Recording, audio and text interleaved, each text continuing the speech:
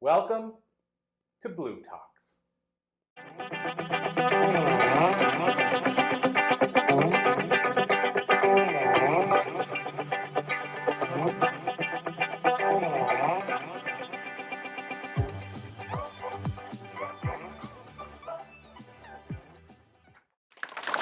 Vinny, welcome to the stage/show.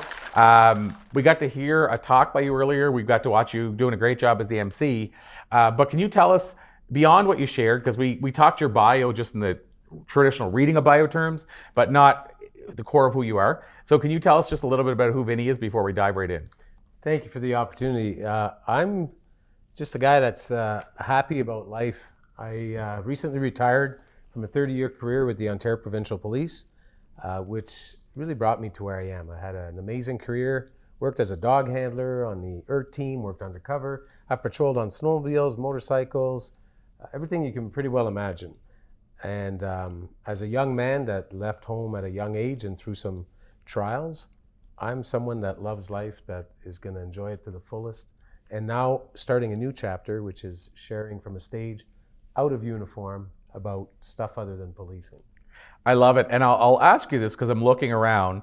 I think maybe only one person was sitting close enough to us to hear some of the stories last night. So if it was like everybody, then I wouldn't ask you to share it because everybody would have heard it. But I heard a couple of stories I'd like to maybe get you to tell us about. Sure. So as Vinny said, he worked with canines. And of course, almost everybody's fascinated by dogs. So I don't know if I'm allowed to even ask you this because it might be revealing something that the police system doesn't want us to know. But one of the questions I ask you is, I always see on the movies and shows, they always say, when you have a canine that you're working with, don't get attached. Don't treat it like, just like service animals. People say, oh, don't pet my service animal because it needs to know it's a service animal. And so I asked you privately if you end up getting close to the dog. Like, can you not get close to the dog or what? You do get close. And I've been asked that numerous times. And I say, if a canine handler tells you, oh no, it's a work dog, we don't connect, it's a professional relationship, I would say I call beep beep on that. You can't help but get close to the dog. He lives with you. You spend more time with that dog than anybody else. And you really do develop a relationship. You have your own way of communicating and they become part of your life. Cash was with me 12 years in total, 9 years in service, 3 years, just over 3 years in retirement. And he was a huge part of my life. We were very close. And people always say, oh, I'm so sorry. It's okay, it's life. Dogs, it's the only thing, they don't live long enough. They're a gift of time. And the time that I had with Cash has given my life some extra purpose and tons of great memories that I can go through anytime I want. Wow. So there was a story you shared last night, and maybe, I don't know if we have to edit it, like meaning it might be graphic, about you saving Cash's life. It's a powerful story, but it was kind of graphic. So I don't know if you can... I can make it palatable. I was asked, recently did a podcast with Kevin Keppel, and he asked me, hey, do you have any cool stories about the dog saving your life? And I said, Cash has saved my life more than once just with the free therapy of working with the dog. But early in our career when we were training, probably about week 8, he was learning to track human scent. So another canine handler played the role of the bad guy, parked the car, got out and ran about 2.5 kilometers through bush and fields and was hiding in an old shed type barn. And about an hour later, I show up with an instructor in my dog truck, and the instructor's there, and he says, okay, we're looking for the guy that was driving this car. You and your dog got to figure this out. So, I start working the dog and the techniques you learn and observing him, how he's picking up scent, and you start a track. So we're tracking and things are going well, and the instructor's walking, 30 feet behind. And that's how you learn to read your dog, right? There is a conversation without words that you develop with a dog. And as we got close to that shed, I always know when you're close because the dog starts to air scent. When they're first tracking, they're smelling the ground, they're smelling where you step, the scent you leave behind, what your shoes smell like. But if you've been hiding there for an hour, your scent starts permeating the air. And even when we'd be on a real track with the ERT guys behind me, when I ever see Cash's face go up, and now he's smelling up here, we're close, because there's a lot of scent in the air. And as he was going near that barn, there was tall grass on the side of it, and there was old sheet metal used for roofing there that no one knew. And Cash was pouncing to go, and as he did, one of the edges of the sheet metal cut inside his rear leg, cut an artery. Nobody noticed, right when it happened, he didn't yelp or anything. We get in the barn, and the supposed bad guy throws him the ball, and Cash like, found him. And I'm like, what a good boy. And then I start seeing blood on the gray wood of the barn. I'm like, what? And I see his leg. So I clamp his leg with my hands. And now we got to run out of there. And my instructor's truck is always at the end, because then you got to drive back where you started from. And being an ex-paramedic, I always carried a very advanced first aid kit in my vehicle. So if I had IVs, I had stuff that I had all the good stuff, that I borrowed from the Ministry of Health. So I said, stop by my truck first, I'll grab that first aid kit. I grabbed a tourniquet and a pressure dressing, put the tourniquet on his leg, applied the pressure dressing, and now I'm hanging on to the dog. Now I'm wearing olive drab green, which is like a green tactical color, and I'm covered in blood, and my uniform's looking black because it's got blood. The vet's only about 6 minutes down the road. We run up to the door, kick the door. Waiting room full of seniors with their cats, and Fluffy waiting for her shot, right? I'm covered in blood. Hey, doc, help us! They're all like, oh my God, right into the operating room, and the vet, he's having a smoke. Oh, that looks bad. Yeah, put him on the table. You're going to stay and help with the surgery. Oh, okay. So we put the dog down. I muzzle him, and we put him to sleep, and they weren't able to re-sew the artery. But, they were able to sew it shut. And it just so happened that a week later, Cash was scheduled to be neutered. So he's like, well, while he's here, I'm like, well, yeah, and he's like, you're going to help with that too. There's visions and sights that I'll never be able to erase from my mind. But the point of the story is Cash had to spend the night at the vet. So the next morning, now remember, we're in the bonding stage. This is week 8. The next day, I go pick him up. He's sitting in a cage. He doesn't know where he is. Big cone on his head. Paw all bandaged up. No more of these left. And he's looking at me like, what the? I thought we were friends. And I'm like, and I'm walking in to pick him up. Hey, buddy. And I swear, he's looking at me like, buddy, that's what you're going with? Seriously? Like, did you notice what they did to me? Like, ever since that time, though, when I took him back home, we had this connection. I always said, I think in a weird way, he knew that I was there for him. And he's never, ever let me down. He had my back every day, every minute.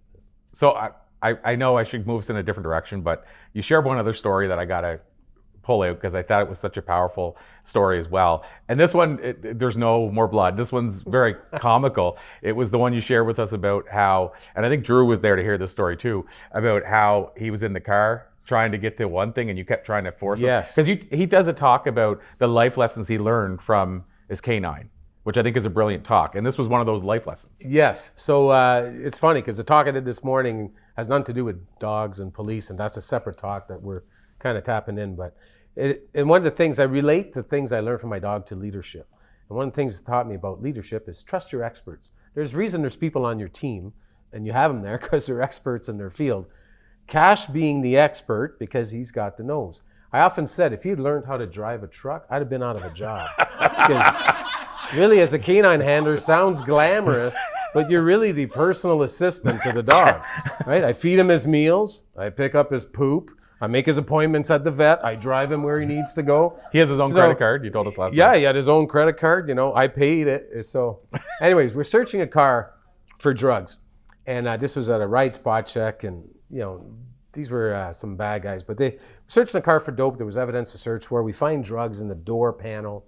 And you search a car in quadrants, just like you would search a person. So I'd started in the driver's seat area, and I was going to go this way. I was going to go in the back, just because the way the car. Sometimes it's easier to go across. Sometimes it's easier to just do one side.